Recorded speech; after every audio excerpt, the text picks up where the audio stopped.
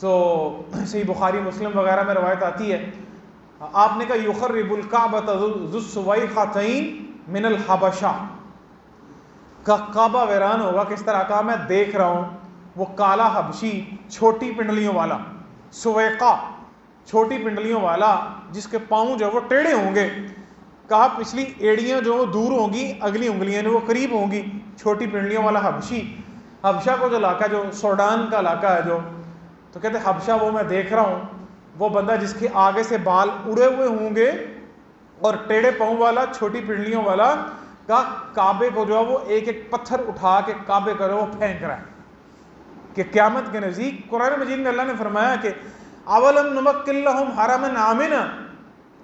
کہ اب وہ لوگ نہیں دیکھتے کہ ہم نے اس حرم کو امن والی جگہ بنایا ہے، لیکن اس آیت کا مطلب یہ ہے کہ امن والی وہ جگہ تو تب ہے قیامت سے پہلے پہلے، قیامت کے قریب تو ہر چیز جو وہ ختم ہو جائے گی۔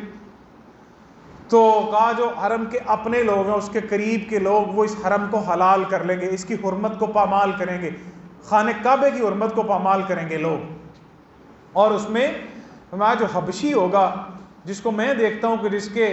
اگلے بال جو ہیں وہ اترے ہوئے ہیں اور اس کی پنڈلیاں چھوٹی چھوٹی ہیں، کہا وہ کعبے کی اینٹ سے اینٹ بجا دے گا اور ایک ایک پتھر اٹھا کے، کہا مجھے نظر آ رہا ہے کہ وہ اس طرح کعبے کو پھینکے گا،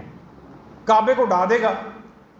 اور پھر اس کے نیچے سے فرمایا جو خزانہ ہے وہ نکال لے گا، تحفے، تحائف، خزانہ، وہ سارے کا سارا کا حبشہ کے جو لوگ ہیں،